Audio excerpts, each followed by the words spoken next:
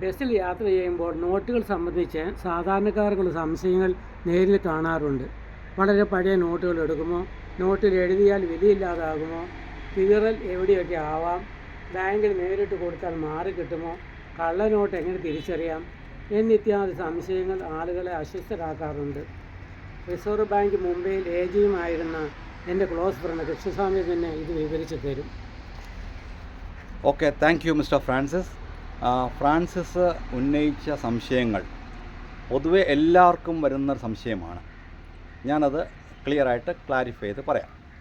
നമ്മൾ reserve bank of ഇന്ത്യയാണ് ഈ നോട്ട്സ് പ്രിൻ്റ് ചെയ്ത് ബാങ്കുകൾ വഴി പബ്ലിക്കിന് എത്തിക്കുന്നത്.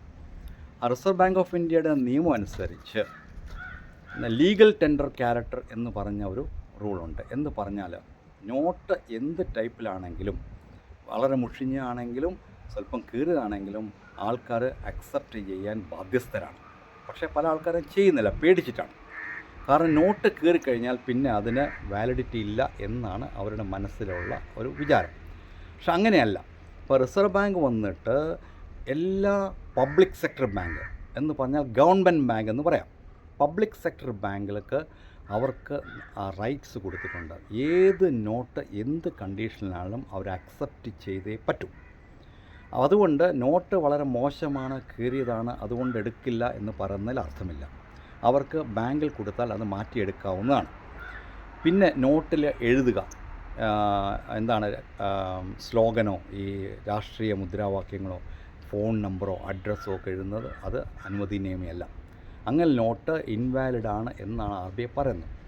അങ്ങനെ നോട്ട് നമ്മൾ ബാങ്കിൽ കൊടുത്താൽ അവർ മാറ്റിയിട്ട് പുതിയ നോട്ട് തരും. അപ്പോൾ ഇതിൽ നോട്ട് മാറുന്നതിന് ഇപ്പോൾ കീറിയ നോട്ടെന്ന് പറഞ്ഞാൽ നേരത്തെ ഒരു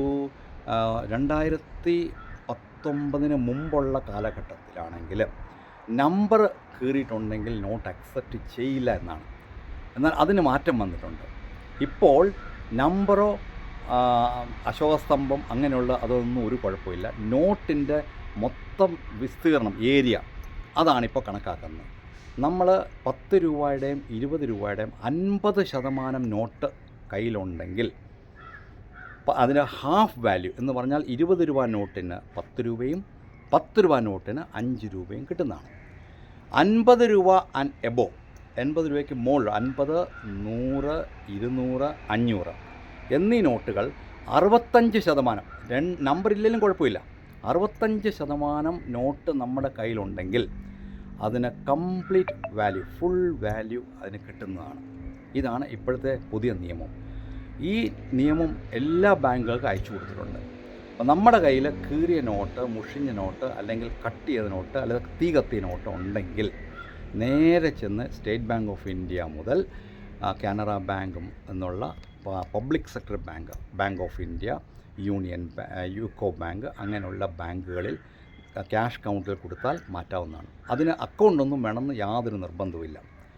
അങ്ങനെ എന്തെങ്കിലും തടസ്സം നേരിട്ടാൽ നിങ്ങൾ റിസർവ് ബാങ്കിൻ്റെ www.rbi.org.in എന്ന സൈറ്റിൽ പോയാൽ അതിൽ ഒരു മെയിൽ അയക്കാനുള്ള സൗകര്യമുണ്ട്.